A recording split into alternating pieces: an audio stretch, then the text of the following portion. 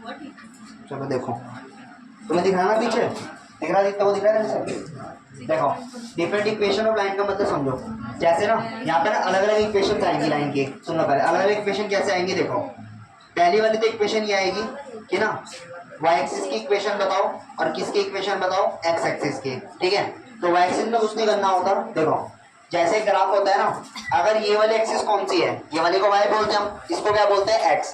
तुमने पढ़ा होगा कि x एक्सिस पे ना y की वैल्यू क्या होती है, 0 होती है, ये पढ़ा होगा। और ये वाली एक्सिस कौन सी वाली है, ये वाली है y एक्सिस, तो इस पे x की वैल्यू क्या होती है, 0 होती है, ये पढ़ा होगा ना ये।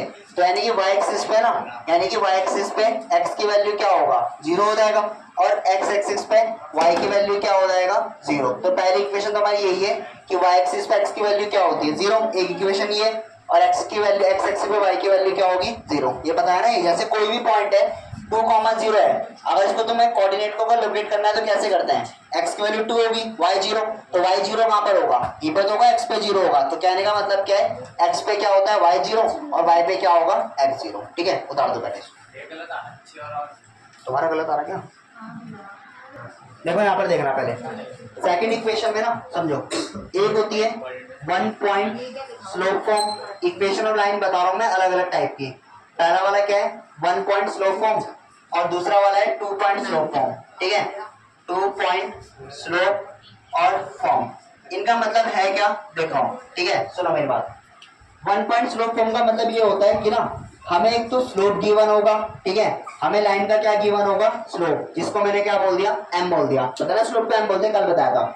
हमें ना एक और पॉइंट होगा, मतलब ऐसे होगा, देखो equation of line with slope m and passing through a point. ठीक है, and passing through a point, मुझे मान लेते हैं x और y, x1 y1। ठीक है, समझो क्या होगा, 1 पॉइंट का मतलब है क्या, हमें इक्वेशन ऑफ लाइन निकालनी है, किसकी निकालनी है, जिसका हमें स्लोप क्या गिवन होगा, m स्लोप गिवन होगा, और साथ में जो कहां से पास होकर जा रहा होगा, x1 y1। तो इक्वेशन ये होती है y minus y1 equal to m bracket x minus x1, where m is the, ये जो m होगा ना, ये m क्या होगा, स्लोप होगा।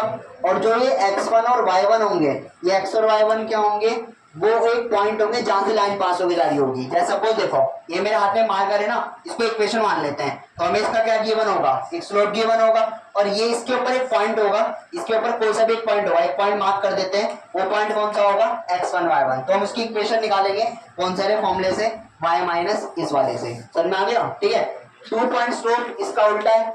2 पॉइंट में क्या होगा, स्लोप गिवन नहीं होगा, इसमें क्या गिवन होगा, देखो इसमें ऐसे लिखते हैं equation of line when passing through 2 point, यानी कि ना इस बार क्या होगा कि वो कितने वाली लाइन से पास होकर जाएगा, 2 पॉइंट से पास होकर जाएगा। ठीक है, जैसे ग्राफ बना देते हैं, देखो एक हमें इसकी इक्वेशन निकालनी है, एक पॉइंट ये हो गया, इसको मैंने नाम दे दिया किसका, x1 y1, और एक पॉइंट और हो गया, एक पॉइंट दूसरे का नाम क्या हो गया, x2 और y2, ये हो गया ना, 2 पॉइंट हो गए। तो इसका देखो, इसकी इक्वेशन ऐसे लिखोगे, y माइनस, इक्वेशन वही है same, y minus y1 m x minus x1।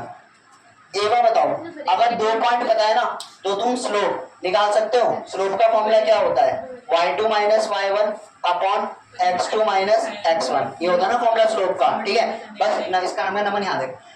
First वाली और सेकंड वाली में इतना फर्क है, फर्स्ट वाली में स्लोप क्या होगा, गिवन होगा, और हमें दूसरा पॉइंट गिवन होगा, हम इक्वेशन निकाल देंगे। जबकि यहाँ वाली में क्या होगा कि 2 पॉइंट गिवन होंगे, पहले क्या निकालेंगे, स्लोप निकालेंगे, फिर वहां से इक्वेशन निकालेंगे। समझ में आ गया। ठीक है, बताओ पहले इसको। पहले मैं तुम्हें सारे डिफरेंट फॉर्म लिखा रहा हूँ, उसके बाद क्वेश्चन करते हैं।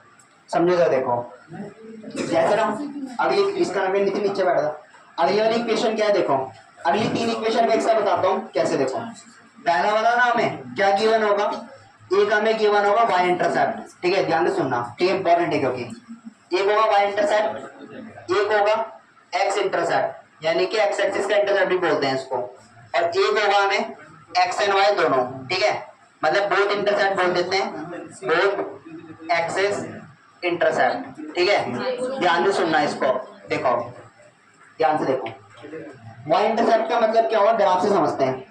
जैसे ना एक लाइन है, ठीक है, वाई इंटरसेप्ट का मतलब कि वाई एक्सिस को काटना है ना। तो मैंने क्या बनाया, ये मैंने ग्राफ बना दिया, ठीक है। तो ये वाई एक्सिस को काटा ना इस वाले पॉइंट पे, तो ये वाला पॉइंट क्या हो गया 0,c, इसको हमने बोलते 0,c बोल दिया, ठीक है। तो वाई इंटरसेप्ट यानी कि ये वाला पॉइंट हमें कितना पता है 0,c। तो इसकी जो इक्वेशन होती है ना डायरेक्ट, ठीक है, मैं यहाँ पर लिख देता हूँ इक्वेशन ऑफ लाइन क्या होती है y equal to M x plus c, ठीक है। अब ध्यान से समझना, देखो सुन लो, पहले सुन लो, इसका नाम क्या 8th 9th 10th वाला आराम से बोलो।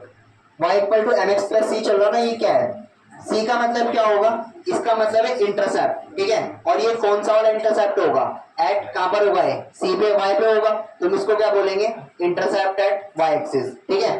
ये जो m है, इस m का मतलब क्या लिखेंगे हम, स्लोप लिखेंगे, समझ में आ गई। तो इक्वेशन क्या होती है y equal to M x plus C, very important 12th class के लिए, ठीक है। 12th में बहुत ज्यादा इंपॉर्टेंट इक्वेशन आएगी पेपर में, वो जगह पे, ठीक है। और ये बनती कहां से, जितने भी आंसर है ना सारे यहीं से बनते हैं, y minus y one m x minus x one, सारी इक्वेशन यहीं से बनेगी, समझ में आ गया ना। ये तो तुम्हें ना डायरेक्ट इक्वेशन का प्रूफ याद नहीं करना है, तुम्हें डायरेक्ट इक्वेशन याद रखनी है कि y equal to M x plus c, m का मतलब क्या होगा स्लोप ऑफ द लाइन, और c का मतलब क्या होगा इंटरसेप्ट एट y एक्सिस, समझ में आ गया इतना, ठीक है। अब चलते हैं x एक्सिस क्लास, देखो ध्यान से, अब पहले ग्राफ बनाते हैं, ग्राफ से समझते हैं। ये हो गया, ये वाला पॉइंट हमारे पास कितना है d,0, इस वाले पॉइंट को d,0, ठीक है। सी वाला कौन सा था y इंटरसेप्ट था, और डी वाला कौन सा इंटरसेप्ट होगा x इंटरसेप्ट होगा।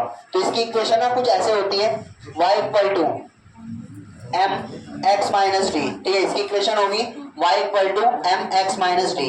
ये जो m होगा, इस m का मतलब क्या बोलोगे स्लोप बोलोगे, और जो d होगा ना, d वाला तुम्हारा क्या हो जाएगा x इंटरसेप्ट, यानी कौन से वाले इंटरसेप्ट पे कट रहा होगा ये x वाले पे कट रहा होगा, समझ में आ गया ये, ठीक है। और मेरी बात समझो, अगर तुम्हें ना पेपर में कहीं पर भी दिक्कत आ जाए, कोई भी इक्वेशन तुम भूल जाओ ना, तो बस इस इक्वेशन को याद रखना, सारे आंसर यहाँ से निकलते हैं, समझ में आ गया। अगर पेपर में अगर 1% कोई सा भी इक्वेशन भूल जाओ तो इसको लगाओ, सारे आंसर तैयार हो जाएंगे, समझ में आ गया। पेपर में अगर भूल जाओ तो इसको लगा देना, सारे आंसर तैयार, ठीक है।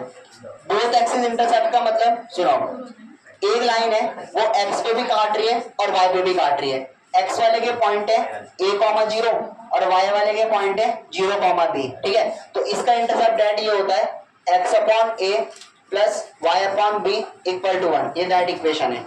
वेयर a का मतलब क्या होगा x वाला इंटरसेप्ट होगा, ये a हो जाएगा, और b का मतलब क्या हो जाएगा y वाले का इंटरसेप्ट, समझ में आ गया ना ये। और ये बनती कहां से, इन सबका जो बेस फॉर्मूला है ना वो यही वाला है y minus y one m x minus x one, मतलब जितनी भी इक्वेशन है ना वो कहां से फॉर्म होती है, सारी यहाँ से फॉर्म होती है, समझ में आ गया ना। मतलब जितने भी ऐसे बोलते हैं, जितने भी इक्वेशन पढ़े डिफरेंट टाइप की, वो सारी कहां से बनती है इस वाले से। तो पेपर में कभी अगर तुम भूल जाओ इसका फॉर्मूला क्या है तो ये लगा देना, तब भी आंसर आएगा, समझ में आ गया। मतलब बेसिक इक्वेशन कौन सी याद रखो, ये वाली, ठीक है।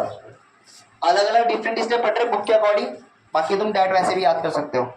होती है इंपॉर्टेंट नॉर्मल फॉर्म, देखो जैसे कि ना एक ग्राफ है, सुन लो पहले सुन लो, ये वाला क्या हो गया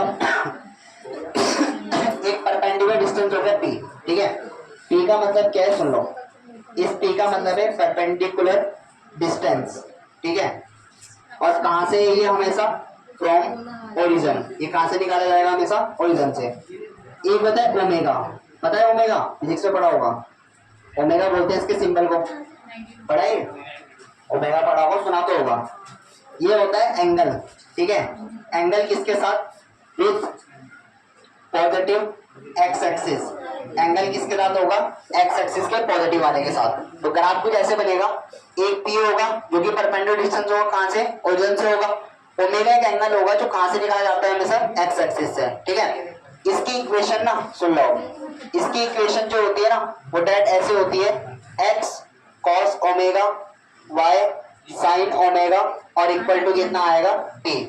क्लियर, सुन लो, जो ये ओमेगा होगा ये वाला मैंने लिख दिया angle with the x axis, यानी कि ये वाला क्या होगा, ये वाला एंगल होता है किसके साथ, एंगल बनेगा हमेशा एक्स एक्सिस के साथ। और p वाला क्या होगा, एक परपेंडिकुलर डिस्टेंस होता है, टेंथ वाले बातें ना करो, परपेंडिकुलर डिस्टेंस होता है कहां से ओरिजिन से, समझ में आ गया ना ये, ठीक है। तो दो चीजें याद रखना, इक्वेशन याद रखना क्या है, दूसरा उनका मतलब ओमेगा क्या होता है पी क्या होता है, समझ में आया। क्वेश्चन बहुत ज्यादा आसान आएंगे, ये गिवन होगा ओमेगा और हमें पी भी गिवन होगा, ठीक है। बताओ इसको, अब क्वेश्चन करेंगे स्टार्ट।